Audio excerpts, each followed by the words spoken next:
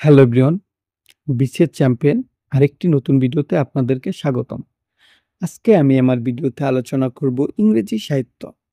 আমরা জানি BCS, primary সহ যেকোনো চাকরির পরীক্ষায় ইংরেজি সাহিত্য থেকে প্রশ্ন হয়ে থাকে।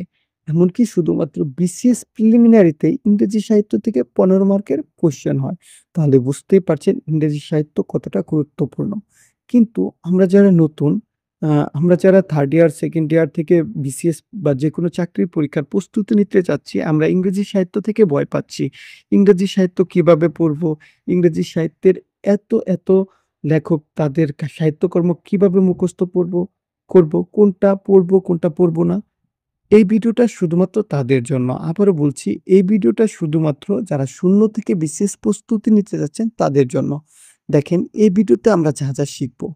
ইংরেজি সাহিত্যের বিসিএস এর প্রশ্ন এনালাইসিস কিভাবে করতে হয়, ইংরেজি সাহিত্যের কোন টপিকস থেকে বিসিএস এ কত মার্কের প্রশ্ন হয়, ইংরেজি সাহিত্যের কোন টপিকস বেশি গুরুত্বপূর্ণ, ইংরেজি সাহিত্য কিভাবে পড়তে হয়, ইংরেজি সাহিত্য কি পড়বো আর কি পড়বো না। আবার বলছি, এই ভিডিওটা শুধুমাত্র নতুনদের জন্যই। এই ভিডিওটা যদি আপনারা ভালোভাবে দেখেন তাহলে দেখবেন হচ্ছে ইংরেজি সাহিত্যের কোন টপিকস পড়তে হবে আর কোনটা পড়তে হবে না। সহজেই বুঝে যাবেন এবং কোনটা পড়া লাগবে। সহজেই আমরা এগুলো বুঝতে পারবো। দেখেন ইংরেজি সাহিত্যে ভালো করার উপায়। বিসিএস প্রিলিমিনারিতে ইংরেজি সাহিত্যে 15 মার্কস, যা প্রিলি পাসের জন্য অত্যন্ত গুরুত্বপূর্ণ। তাই বিসিএস প্রিলিমিনারি কোয়েশ্চন অ্যানালাইসিস করে কোন অংশ থেকে পড়লে আমরা সহজেই 10 থেকে 12 মার্কস কমন পেতে পারি, তার একটা বিশ্লেষণ তালিকা আমি আপনাদেরকে দেখাবো। এবং বাকি যে 2-3 মার্কস, এটা একটু ডিপলি পড়তে হবে।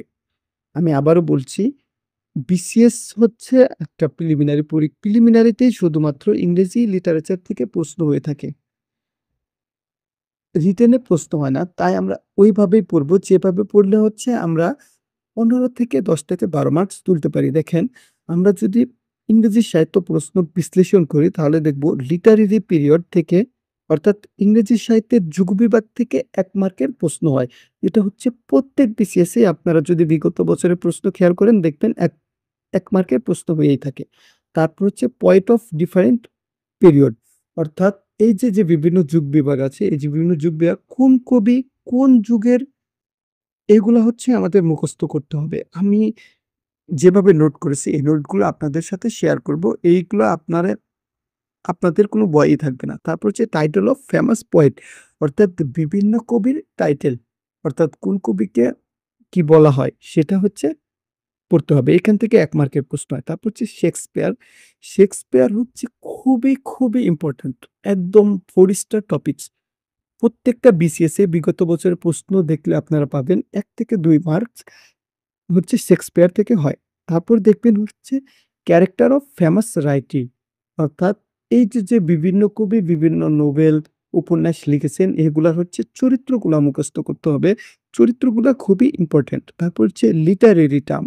লিটারেরি টার্ম হচ্ছে যেমন এই যে সিমাইল দ্বারা কি বোঝায়, এরকম যে এগুলা আছে, এগুলা হচ্ছে লিটারেরি টার্ম। তারপর হচ্ছে এই যে আমরা আগেই পড়ছি যে বিভিন্ন ধরনের পিরিয়ড। পিরিয়ডের মধ্যে রোমান্টিক পিরিয়ড এবং ভিক্টোরিয়ান পিরিয়ড খুবই ইম্পোর্টেন্ট। আপনারা যদি ৩৫ থেকে ৪৫ পর্যন্ত বিসিএস এর প্রশ্নগুলা এনালাইসিস করেন তাহলে দেখবেন যে এই রোমান্টিক পিরিয়ড এবং ভিক্টোরিয়ান পিরিয়ড থেকে একটা প্রশ্ন আসেই। সবচেয়ে ইম্পোর্টেন্ট হচ্ছে রোমান্টিক পিরিয়ড। রোমান্টিক পিরিয়ডের সকল কবি, তাদের সাহিত্যকর্ম সব মুখস্থ করতে হবে। তারপর হচ্ছে কোটেশন। দেখেন, আমরা কোটেশন থেকে ১ থেকে ২ মার্কের প্রশ্ন হয়েই থাকে। এরপর হচ্ছে আম birthplace of famous poet, অর্থাৎ এই যে বিভিন্ন কবি কোন দেশে জন্মগ্রহণ করছে, এগুলো মুখস্থ করতে হবে। আমি হচ্ছে এইগুলা আমার হচ্ছে হ্যান্ড নোট করা আছে। আমি আমার হ্যান্ড নোটগুলো আপনাদের সাথে শেয়ার করব যদি আপনারা চান। পরবর্তী ভিডিওগুলোতে আমি আমার যে, যে হ্যান্ড নোট করেছি, যেমন হচ্ছে লিটারেরি পিরিয়ড, আমি একটা ক্লাস নিলে লিটারেরি পিরিয়ড নিলে আপনাদের আর কোনো ভয় থাকবে না। তো এইভাবেই হচ্ছে আমি আমার হ্যান্ড নোটটা গুছিয়েছি। তো আমি চাই যে আমার হ্যান্ড নোটগুলো আপনাদের সাথে শেয়ার করব যদি আপনারা চান। তো ভিডিওটি দেখার জন্য ধন্যবাদ। পরবর্তী ভিডিওতে আপনাদেরকে স্বাগতম।